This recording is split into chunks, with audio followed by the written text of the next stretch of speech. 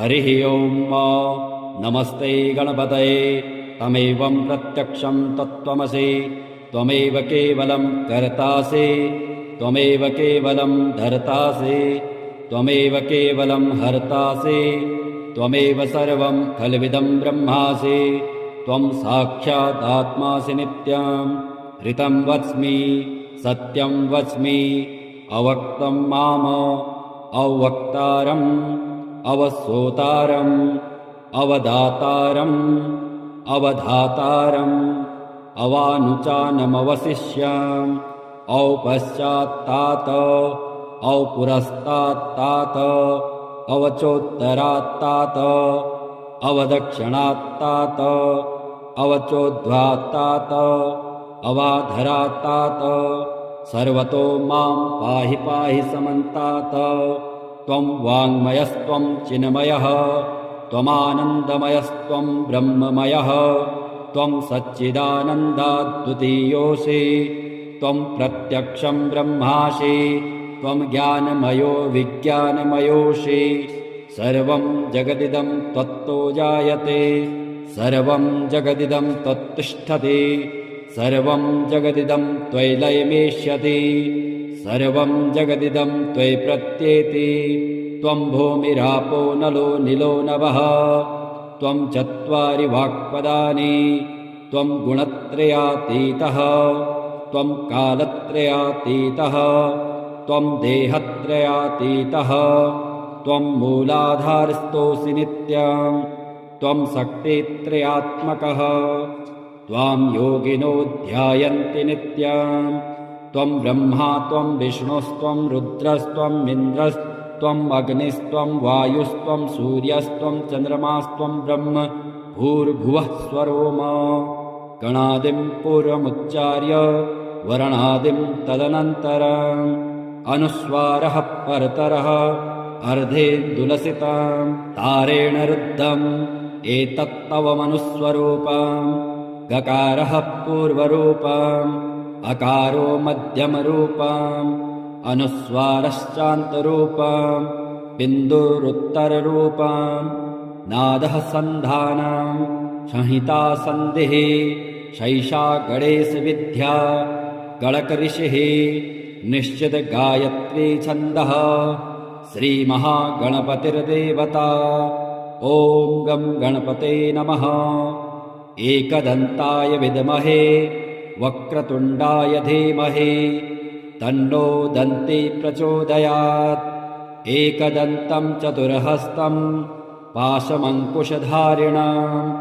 अभयं वरदं हस्तैर्बिभ्राणं मूषकध्वजं रक्तं लम्बोदरं शूर्पकर्णकं रक्तवाससं रक्तगन्धानुलिप्ताङ्गं रक्तपुष्पैः सुपूजितं भक्तानुकम्पिनं देवं जगत्कारणमच्युतम् आविर्भूतं च सृष्ट्यादौ प्रकृतेः पुरुषात् परम् एवं ध्यायन्ति यो नित्यं स योगी योगिनां वरः नमो व्रातपतये नमो गणपतये नमः प्रमथपतये नमस्ते स्तुलम्बोदराय एकदन्ताय विघ्नविनाशिने शिवसुताय श्रीवरदमूर्तये नमो नमः एतत् अथर्वशीरो यो धीते स ब्रह्मभूयाय कल्पते स सर्वविघ्नैर्बाध्यते स सर्वतः सुखमेधते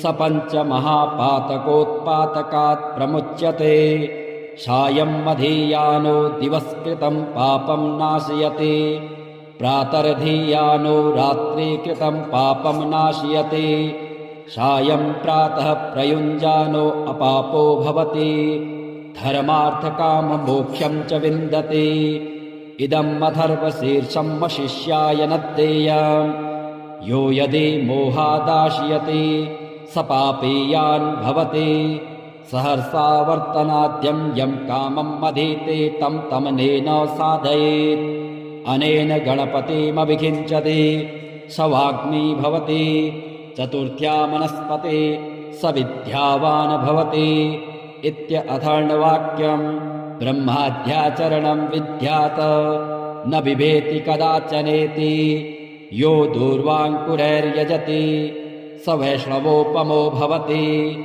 यो लाजैर्यजति स यशोवान् भवति, स मेधावान् भवति। यो मोदकसहस्रेण यजति स वाञ्छितफलमवाप्नोति। यः साज्यसमृद्धिर्यजति स सर्वं लभते, स सर्वं लभते। अष्टौ ब्राह्मणान् सम्यक् ग्राहित्वा सूर्यवर्चस्वी भवति। सूर्यग्रहे महानद्यां प्रतिमासन्निधौ वा जपत्वा सिद्धमन्त्रो भवति।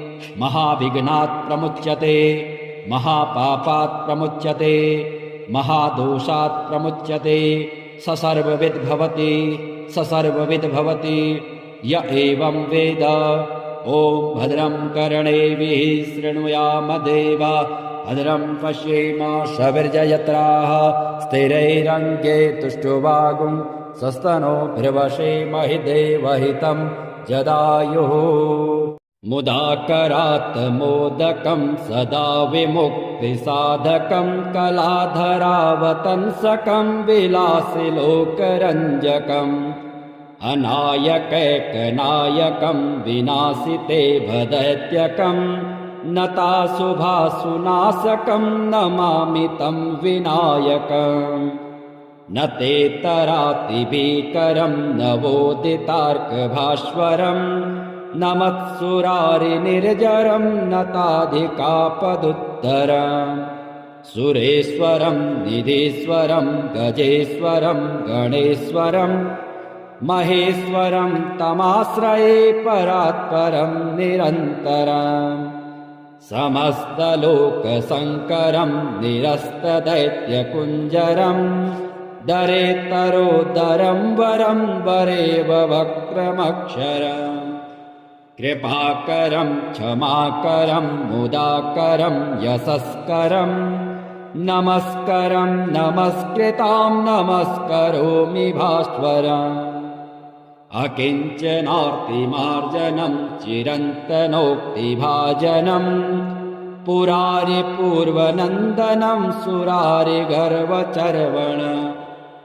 प्रपञ्चनाशभीषणं धनञ्जयादिभूषणं कपोलदानवारणं भजे पुराणवारणम्। नितान्तकान्तदन्तकान्तिमन्तकात्मकात्मजं मचिन्त्यरूपमन्तहीनमन्तराय चिन्तनम्।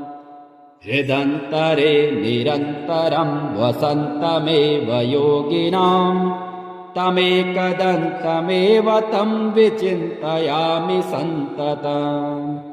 महागणेश पञ्चरत्नमादरेण योन्वहं प्रगायते प्रभातके हृदि स्मरन् गणेश्वरम्। अरोगतामदोषतां सुसाहितिं सुपुत्रतां समाहितायुरष्टभूतिमभ्युपैति सुचिरात्। हरिः ॐ नमस्ते गणपतये।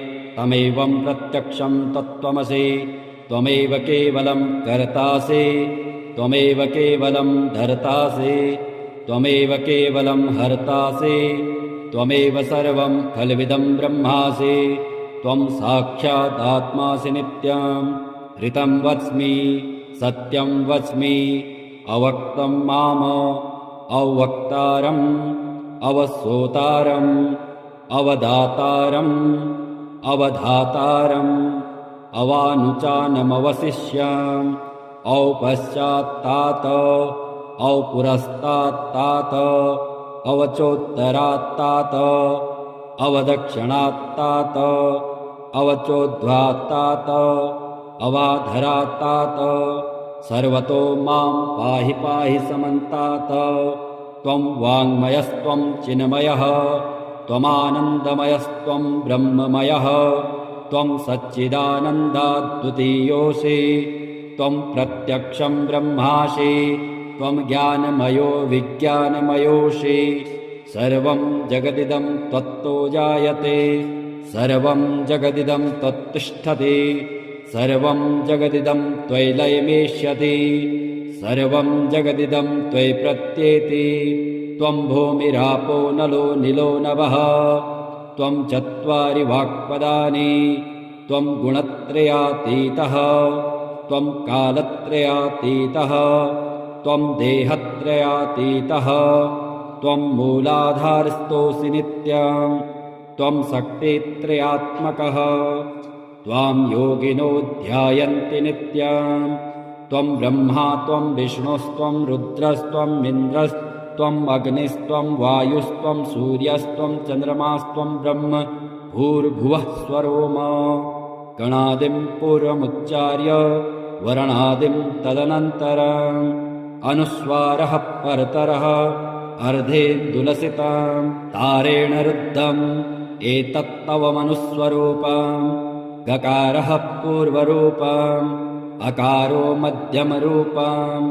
अनुस्वारश्चान्तरूपम् बिन्दुरुत्तररूपम् नादः सन्धानम् संहिता सन्धिः शैषा गणेशविद्या गणकऋषिः निश्चित गायत्री छन्दः श्रीमहागणपतिर्देवता ॐ गं गणपते नमः एकदन्ताय विद्महे वक्रतुण्डाय धीमहि तन्नो दन्ती प्रचोदयात् एकदन्तं चतुर्हस्तं पाशमङ्कुशधारिणम् अभयं वरदं हस्तैर्बिभ्राणं मूषकध्वजं रक्तं लम्बोदरं शूर्पकर्णकं रक्तवाससं रक्तगन्धानुलिप्ताङ्गं रक्तपुष्पैः सुपूजितं भक्तानुकम्पिनं देवं जगत्कारणमच्युतम् आविर्भूतं च सृष्ट्यादौ प्रकृतेः पुरुषात् परम् एवं ध्यायन्ति यो नित्यं स योगी योगिनां वरः नमो व्रातपतये नमो गणपतये नमः प्रमथपतये नमस्ते स्तुलम्बोदराय एकदन्ताय विघ्नविनाशिने शिवसुताय श्रीवरदमूर्तये नमो नमः एतत् अथर्वशीरो यो धीते स ब्रह्मभूयाय कल्पते स सर्वविघ्नैर्बाध्यते स सर्वतः सुखमेधते स पञ्चमहापातकोत्पातकात् प्रमुच्यते सायं मधीयानो दिवस्कृतं पापं नाशयति प्रातर्धीयानो रात्रिकृतं पापं नाशयति सायं प्रातः प्रयुञ्जानो अपापो भवति धर्मार्थकाममोक्षं च विन्दति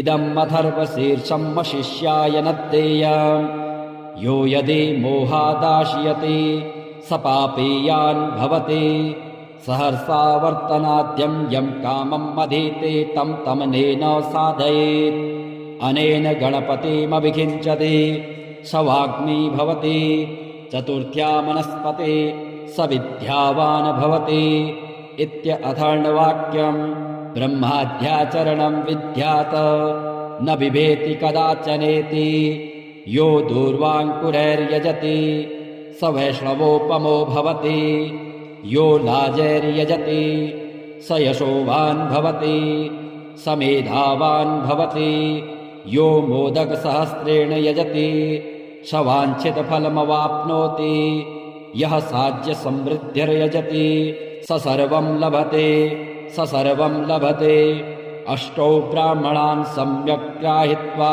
सूर्यवर्चस्वी भवति सूर्यग्रहे महानद्यां प्रतिमासन्निधौ वा जपत्वा सिद्धमन्त्रो भवति महाविघ्नात् प्रमुच्यते महापापात् प्रमुच्यते महादोषात् प्रमुच्यते स सर्वविद् भवति स सर्वविद् भवति य एवं वेद ॐ भद्रं कर्णेभिः शृणुयाम देवा भद्रं पश्येम सविर्जयत्राः स्थिरैरङ्गे तुष्टुवागुं स्वस्तनोभिर्वशेमहि देवहितं जदायुः मुदाकरात् मोदकं सदा विमुक्तिसाधकं कलाधरावतंसकं विलासिलोकरञ्जकम् अनायकैकनायकं विनाशिते भदैत्यकं नताशुभाशुनाशकं नमामि तं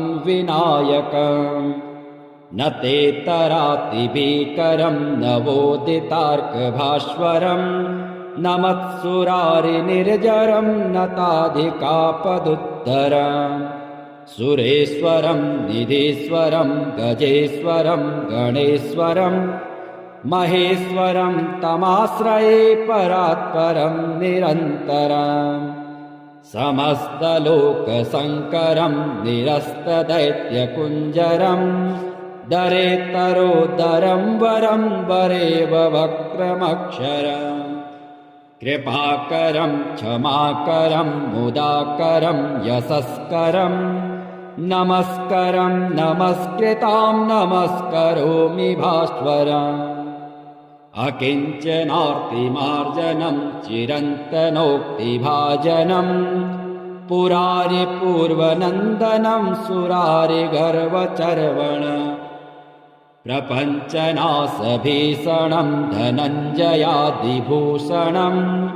कपोलदानवारणं भजे पुराणवारणम् नितान्तकान्तदन्तकान्तिमन्तकात्मकात्मजम् मचिन्त्यरूपमन्तहीनमन्तराय कृन्तनम् हृदन्तरे निरन्तरं वसन्तमेव योगिनां तमेकदन्तमेव तं विचिन्तयामि सन्ततम् महागणेश पञ्चरत्नमादरेण योन्वहं प्रगायते प्रभातके हृदि स्मरन् गणेश्वरम् अरोगतामदोषतां सुसाहितिं सुपुत्रतां समाहितायुरष्टभूतिमभ्युपैति सुचिरात्। हरिः ओम् नमस्ते गणपतये तमेवं प्रत्यक्षं तत्त्वमसि त्वमेव केवलं कर्तासि त्वमेव केवलं धर्तासि त्वमेव केवलं हर्तासि त्वमेव सर्वं खल्विदं ब्रह्मासि त्वं साक्षात् आत्मासि नित्यं ऋतं वच्मि सत्यं वच्मि अवक्तं माम अवक्तारम् अवसोतारम् अवदातारम् अवधातारम् अवानुचानमवशिष्याम् औपश्चात्तात औपुरस्तात्तात अवचोत्तरात्तात अवदक्षिणात्तात अवचोद्ध्वात्तात अवाधरात्तात सर्वतो मां पाहि पाहि समन्तात त्वं वाङ्मयस्त्वं चिन्मयः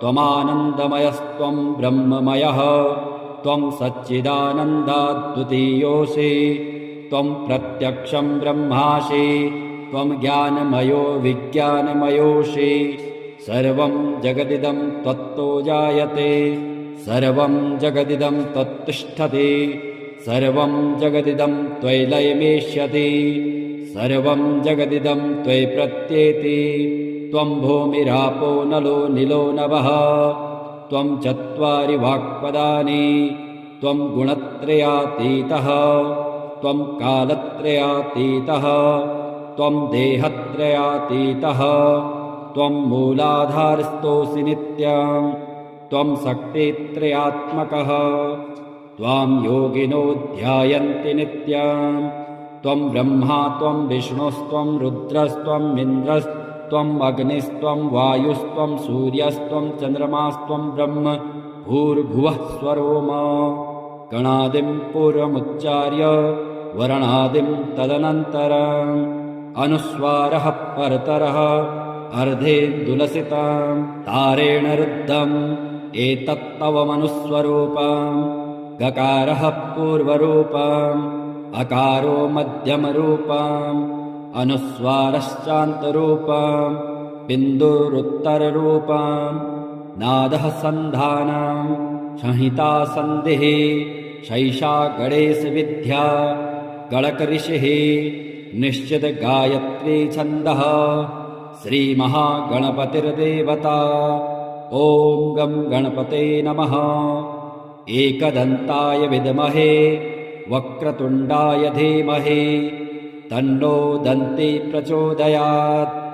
एकदन्तं चतुर्हस्तं पाशमङ्कुशधारिणाम् अभयं वरदं हस्तैर्बिभ्राणं मूषकध्वजम् रक्तं लम्बोदरं शूर्पकर्णकं रक्तवाससं रक्तगन्धानुलिप्ताङ्गं रक्तपुष्पैः सुपूजिताम् भक्तानुकम्पिनं देवं जगत्कारणमच्युताम् आविर्भूतं च सृष्ट्यादौ प्रकृतेः पुरुषात् परम् एवं ध्यायन्ति यो नित्यं स योगी योगिनां वरः।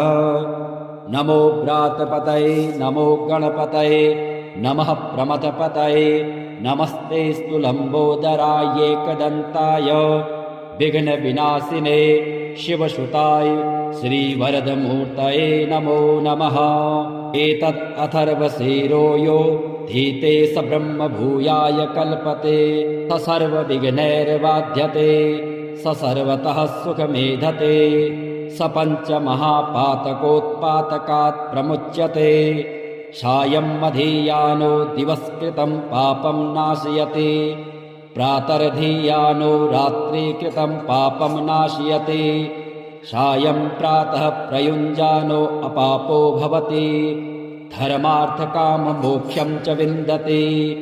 इदम् अथर्वशीर्षं शिष्याय न देयम् यो यदि मोहादाशयति स पापीयान् भवति सहर्षावर्तनाद्यं यं कामम् अधीते तं तमनेन साधयेत् अनेन गणपतिमभिषिञ्चति स वाग्मी भवति चतुर्थ्या मनस्पते स विद्यावान् भवति इत्यथर्ववाक्यम् ब्रह्माद्याचरणं विद्यात् न बिभेति कदाचनेति यो दूर्वाङ्कुरैर्यजति स वैष्णवोपमो भवति यो लाजैर्यजति स यशोवान् भवति स मेधावान् भवति यो मोदकसहस्रेण यजति स वाञ्छितफलमवाप्नोति यः साज्यसमृद्धिर्यजति स सर्वं लभते स सर्वं लभते।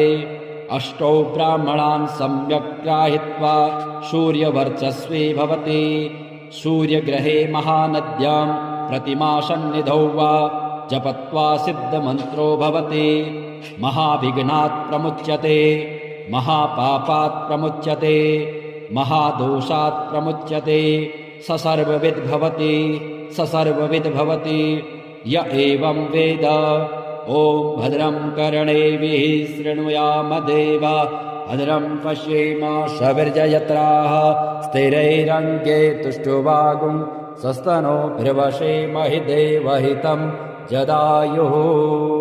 मुदाकरात् मोदकं सदा विमुक्तिसाधकं कलाधरावतंसकं विलासिलोकरञ्जकम् अनायकैकनायकं विनाशिते भदैत्यकं नताशुभासुनाशकं नमामि तं विनायकम् न तेतरातिभीकरं नवोदितार्कभास्वरं नमत्सुरारिनिर्जरं नताधिकापदुत्तरम् सुरेश्वरं निधीश्वरं गजेश्वरं गणेश्वरं महेश्वरं तमाश्रये परात्परं निरन्तरम् समस्तलोकशङ्करं निरस्तदैत्यकुञ्जरं दरेतरोदरं वरं वरेव वक्रमक्षरम् कृपाकरं क्षमाकरं मुदाकरं यशस्करं नमस्करं नमस्कृतां नमस्करोमि भास्वरम् अकिञ्चनार्तिमार्जनं चिरन्तनोक्तिभाजनं पुरारिपूर्वनन्दनं सुरारिगर्वचर्वण प्रपञ्चनाशभीषणं धनञ्जयादिभूषणं कपोलदानवारणं भजे पुराणवारणम् नितान्तकान्तदन्तकान्तिमन्तकात्मकात्मजं मचिन्त्यरूपमन्तहीनमन्तराय कृन्तन हृदन्तरे निरन्तरं वसन्तमेव योगिनां तमेकदन्तमेव तं विचिन्तयामि सन्ततम् महागणेश पञ्चरत्नमादरेण योन्वहम् प्रगायते प्रभातके हृदि स्मरन् गणेश्वरम् अरोगतामदोषतां सुसाहितिं सुपुत्रतां समाहितायुरष्टभूतिमभ्युपैति सुचिरात्। हरिः ओम् नमस्ते गणपतये तमेवं प्रत्यक्षं तत्त्वमसि त्वमेव केवलं कर्तासि त्वमेव केवलं धर्तासि त्वमेव केवलं हर्तासि त्वमेव सर्वं खल्विदं ब्रह्मासि त्वं साक्षादात्मासि नित्यं ऋतं वच्मि सत्यं वच्मि अवक्तं माम अवक्तारम् अवसोतारम् अवदातारम् अवधातारम् अवानुचानमवशिष्याम् औपश्चात्तात औपुरस्तात्तात अवचोत्तरात्तात अवदक्षिणात्तात अवचोद्ध्वात्तात अवाधरात्तात सर्वतो मां पाहि पाहि समन्तात त्वं वाङ्मयस्त्वं चिन्मयः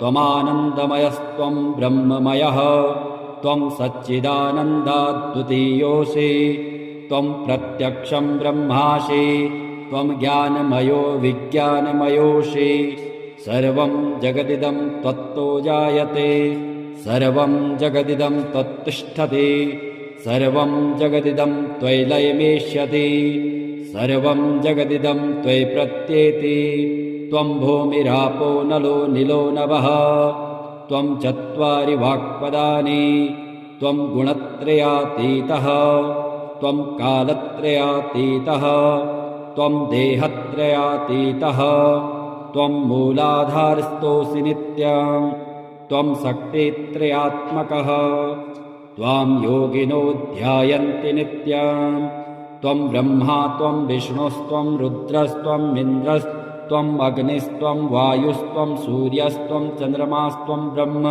भूर्भुवः स्वरोम गणादिं पूर्वमुच्चार्य वर्णादिं तदनन्तरम् अनुस्वारः परतरः अर्धेन्दुलसितं तारेण रुद्धम् एतत्तवमनुस्वरूपम् गकारः पूर्वरूपम् अकारो मध्यमरूपम् अनुस्वारश्चान्तरूपम् बिन्दुरुत्तररूपम् नादः सन्धानम् संहिता सन्धिः शैषा गणेशविद्या गणकऋषिः निश्चित गायत्री छन्दः श्रीमहागणपतिर्देवता ॐ गं गणपते नमः एकदन्ताय विद्महे वक्रतुण्डाय धीमहि तन्नो दन्ती प्रचोदयात् एकदन्तं चतुर्हस्तं पाशमङ्कुशधारिणम्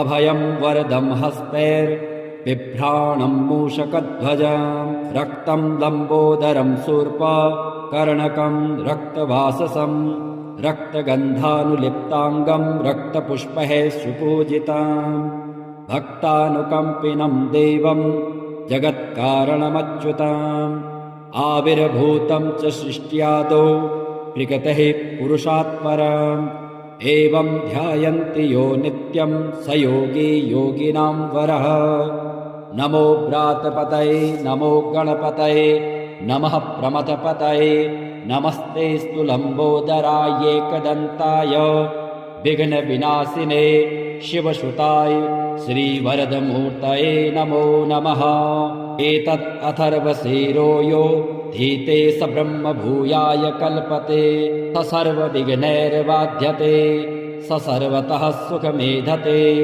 स पञ्चमहापातकोत्पातकात् प्रमुच्यते सायं मधीयानो दिवस्कृतं पापं नाशयति प्रातर्धीयानो रात्रिकृतं पापं नाशयति सायं प्रातः प्रयुञ्जानो अपापो भवति धर्मार्थकाममोक्षं च विन्दति इदम् अथर्वशीर्षं शिष्याय न देयम् यो यदि मोहादाशयति स पापीयान् भवति सहर्षा वर्तनाद्यं यं कामम् अधीते तं तमनेन साधयेत् अनेन गणपतिमभिषिञ्चति स वाग्मी भवति चतुर्थ्या मनस्पते स विद्यावान् भवति इत्यथर्ववाक्यम् ब्रह्माद्याचरणं विद्यात् न बिभेति कदाचनेति यो दूर्वाङ्कुरैर्यजति स वैष्णवोपमो भवति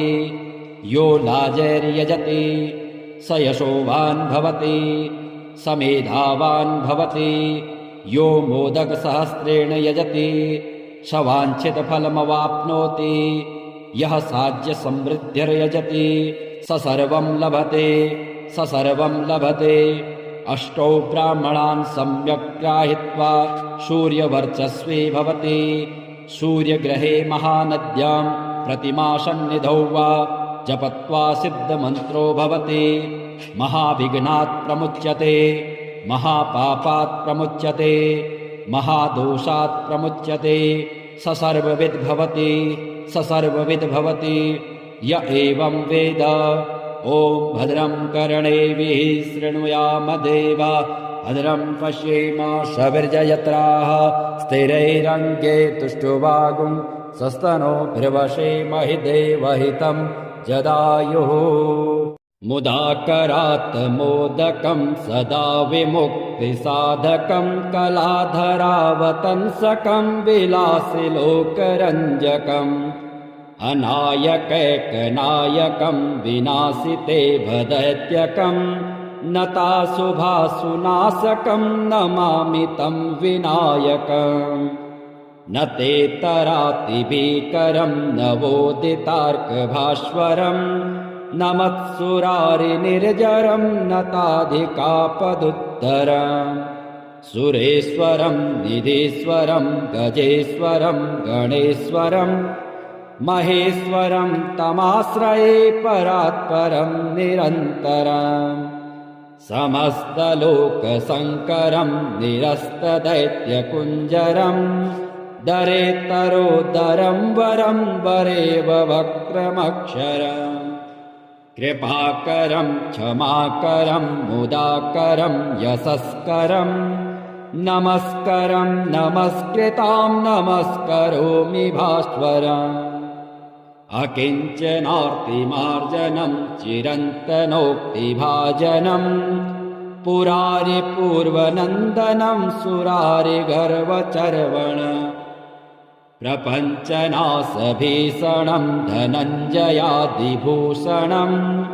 कपोलदानवारणं भजे पुराणवारणम् नितान्तकान्तदन्तकान्तिमन्तकात्मकात्मजम् मचिन्त्यरूपमन्तहीनमन्तराय कृन्तनम् हृदन्तरे निरन्तरं वसन्तमेव योगिनां तमेकदन्तमेव तं विचिन्तयामि सन्ततम् महागणेश पञ्चरत्नमादरेण योन्वहं प्रगायते प्रभातके हृदि स्मरन् गणेश्वरम् अरोगतामदोषतां सुसाहितिं सुपुत्रतां समाहितायुरष्टभूतिमभ्युपैति सुचिरात् हरिः ॐ नमस्ते गणपतये तमेवं प्रत्यक्षं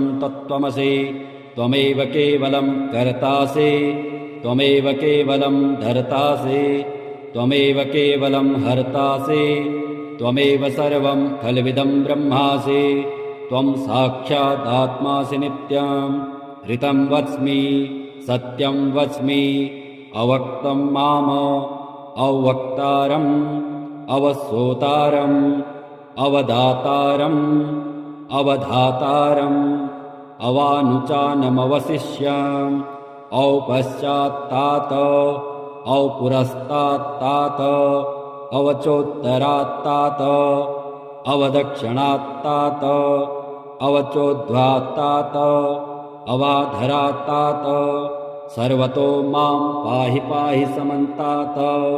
त्वं वाङ्मयस्त्वं चिन्मयः त्वमानन्दमयस्त्वं ब्रह्ममयः त्वं सच्चिदानन्दाद्वितीयोऽसि त्वं प्रत्यक्षं ब्रह्मासि त्वं ज्ञानमयो विज्ञानमयोऽसि।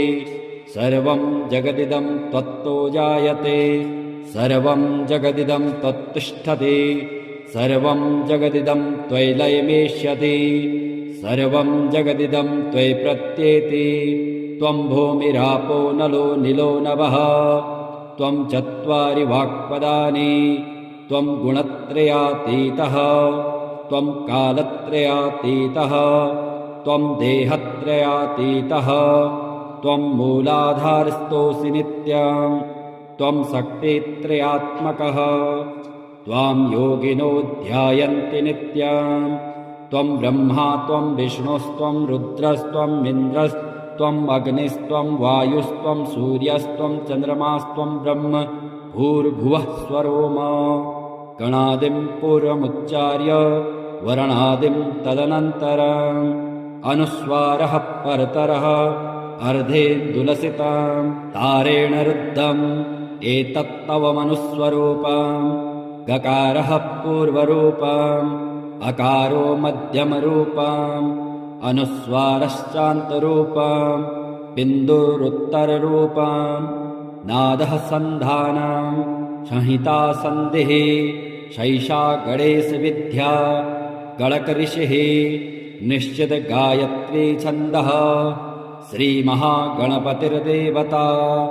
ॐ गं गणपते नमः। एकदन्ताय विद्महे वक्रतुण्डाय धीमहि तन्नो दन्ती प्रचोदयात्।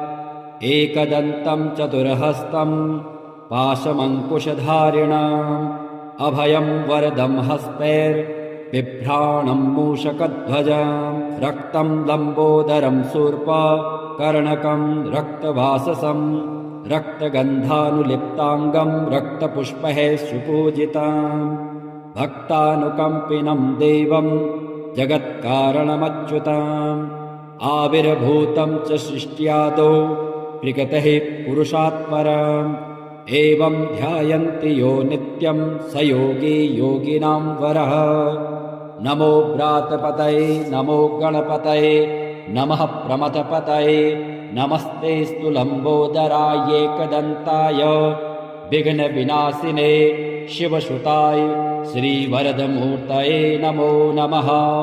एतत् अथर्वशीरो यो धीते स ब्रह्मभूयाय कल्पते स सर्वविघ्नैर्बाध्यते स सर्वतः सुखमेधते स पञ्चमहापातकोत्पातकात् प्रमुच्यते। सायं मधीयानो दिवस्कृतं पापं नाशयति प्रातर्धीयानो रात्रिकृतं पापं नाशयति। सायं प्रातः प्रयुञ्जानो अपापो भवति धर्मार्थकाममोक्षं च विन्दति। इदम् अथर्वशीर्षं शिष्याय न देयम् यो यदि मोहादाशयति स पापीयान् भवति। सहर्षा वर्तनाद्यं यं कामम् अधीते तं तमनेन साधयेत्। अनेन गणपतिमभिषिञ्चति स वाग्मी भवति। चतुर्थ्या मनस्पते स विद्यावान् भवति इत्यथर्ववाक्यम्। ब्रह्माद्याचरणं विद्यात् न बिभेति कदाचनेति। यो दूर्वाङ्कुरैर्यजति स वैष्णवोपमो भवति। यो लाजैर्यजति स यशोवान् भवति स मेधावान् भवति। यो मोदकसहस्रेण यजति स वाञ्छितफलमवाप्नोति। यः साज्यसमृद्धिर्यजति स सर्वं लभते स सर्वं लभते। अष्टौ ब्राह्मणान् सम्यक् ग्राहीत्वा सूर्यवर्चस्वी भवति। सूर्यग्रहे महानद्यां प्रतिमासन्निधौ वा जपत्वा सिद्धमन्त्रो भवति। महाविघ्नात् प्रमुच्यते महापापात् प्रमुच्यते महादोषात् प्रमुच्यते स सर्वविद् भवति य एवं वेद। ॐ भद्रं कर्णेभिः शृणुयाम देवा भद्रं पश्येम सविर्जयत्राः स्थिरैरङ्गे तुष्टुवागुं स्वस्तनोभिर्वशेमहि देवहितं जदायुः। मुदाकरात् मोदकं सदा विमुक्तिसाधकं कलाधरावतंसकं विलासिलोकरञ्जकम् अनायकैकनायकं विनाशिते भदैत्यकं नताशुभासुनाशकं नमामि तं विनायकम्।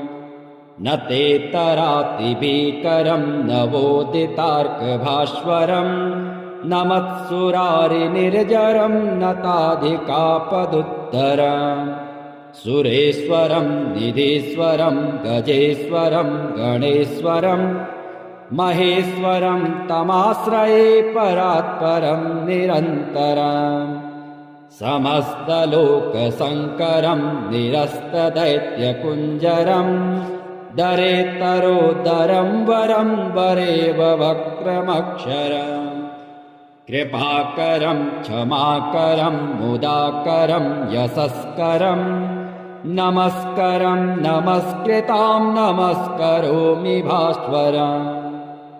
अकिञ्चनार्तिमार्जनं चिरन्तनोक्तिभाजनं पुरारिपूर्वनन्दनं सुरारिगर्वचर्वण। प्रपञ्चनाशभीषणं धनञ्जयादिभूषणं कपोलदानवारणं भजे पुराणवारणम्। नितान्तकान्तदन्तकान्तिमन्तकात्मकात्मजं मचिन्त्यरूपमन्तहीनमन्तराय चिन्तनम्। हृदन्तरे निरन्तरं वसन्तमेव योगिनां तमेकदन्तमेव तं विचिन्तयामि सन्ततम्। महागणेश पञ्चरत्नमादरेण योन्वहं प्रगायते प्रभातके हृदि स्मरन् गणेश्वरम्। अरोगतामदोषतां सुसाहितिं सुपुत्रतां समाहितायुरष्टभूतिमभ्युपैति सुचिरात्।